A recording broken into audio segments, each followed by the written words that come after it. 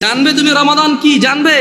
আন আবি হুরায়রা রাদিয়াল্লাহু আনহু, আবু হুরায়রা রাদিয়াল্লাহু আনহু থেকে বর্ণিত, তিনি বলেন আন্না রাসূলুল্লাহ সাল্লাল্লাহু আলাইহি ওয়াসাল্লাম قال, রাসূল সাল্লাল্লাহু আলাইহি সাল্লাম বলেছেন, ইযা জাআ রমাদান ফুতিহাত ওয়া মানুষ।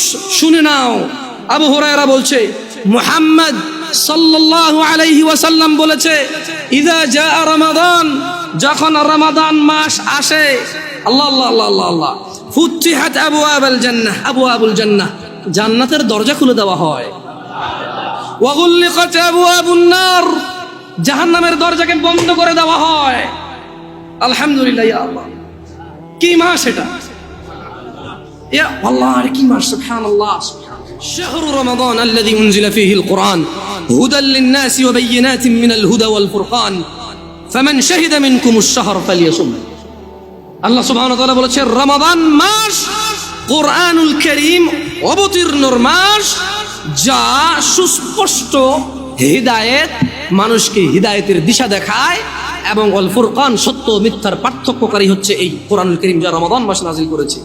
ফামান শাহিদা মিনকুম, আল্লাহর আদেশ হচ্ছে তোমাদের মধ্যে যেই ব্যক্তি রমাদান মাস পাবে, মানে তুমি বেঁচে আসো আর রমাদান মাস আসছে, ফালিয়াসুম, সে সিয়াম পালন করবে।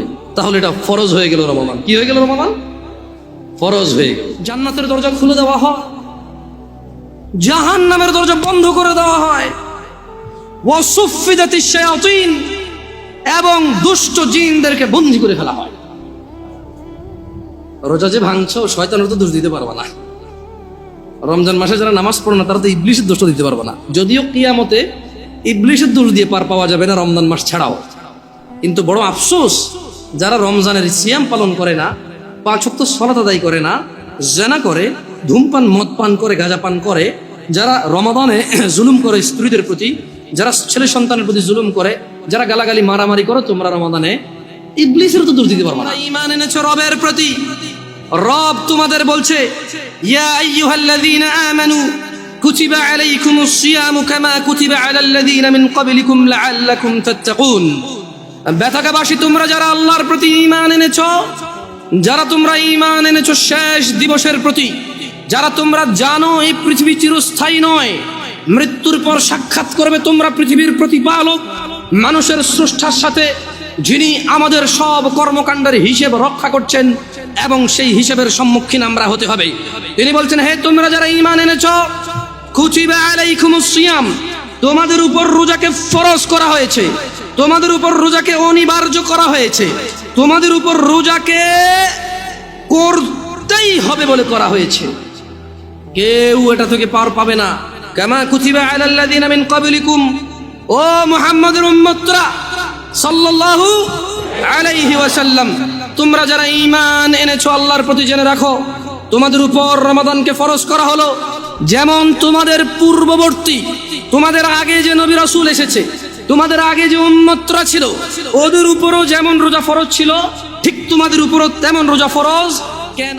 রাদিয়াল্লাহু আনহু ইয়াকুল, আবু হুরায়রা রাদিয়াল্লাহু আনহু থেকে বর্ণিত, তিনি বলেন, ক্বালা রাসূলুল্লাহ সাল্লাল্লাহু আলাইহি ওয়াসাল্লাম ক্বাল, রাসূল সাল্লাল্লাহু আলাইহি ওয়াসাল্লাম বলেছেন, কুল্লু আমালি ইবনে আদম লাহু ইল্লা সিয়াম, যত আমল আছে বনি আদমের সব কিছু তার নিজের জন্য, ইল্লা সিয়াম, সিয়াম ব্যতীত, ফাইন্নাহু লি, কেননা সিয়াম আল্লাহর জন্য, ওয়া আনা আজজি বিহি, আল্লাহ বলছে আমি নিজে সিয়ামের প্রতিদান দান করব।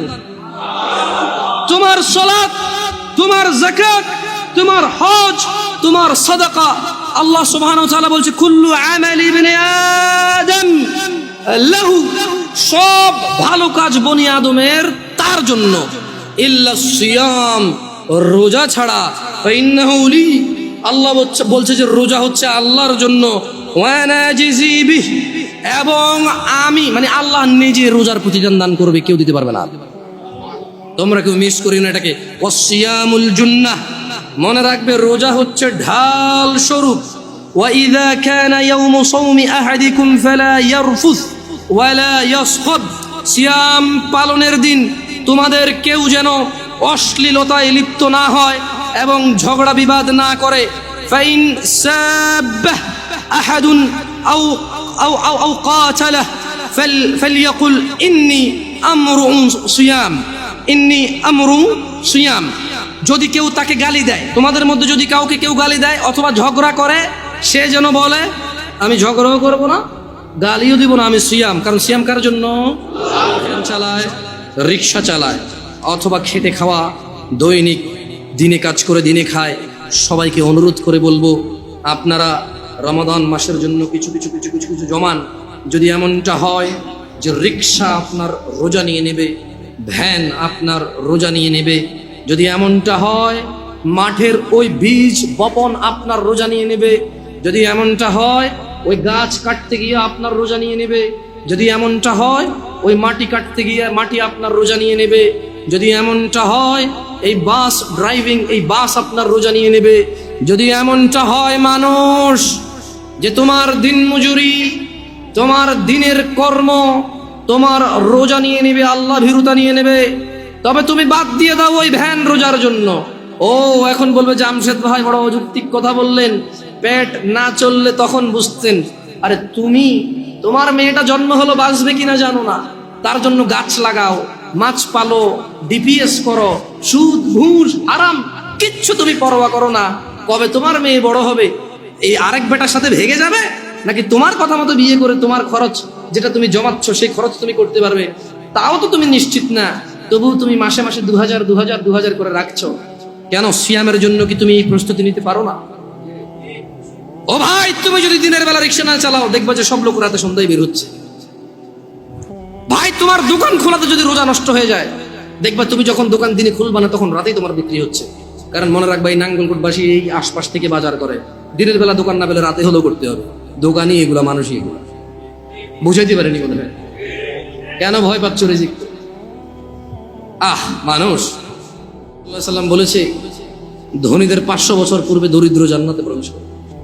কত বছর পূর্বে? এই দরিদ্র জান্নাতে যাবে যে সালাত আদায় করে না, সিয়াম পালন করে না, ও সারা দিন কাজ করলে খেতেই পারে, জমি কিনতে পারে না, জায়গা কিনতে পারে না, ঘর করতে পারে না, বাড়ি করতে পারে না, কোথাও গিয়ে দাওয়াত খেয়ে 1000 টাকা দিতেও পারে না, কেউ ওকে তাই দাওয়াতও দেয় না। ও সারা দিন সিগারেট খায়, রোজা ভাঙে, হালকা কিছু সিগারেট, হালকা কটা ভাত খেয়ে বলে যে রিক্সা চালাই, বলে যে মাঠে কাজ করি। লা হাওলা ওয়ালা কুওয়াতা ইল্লা বিল্লাহ।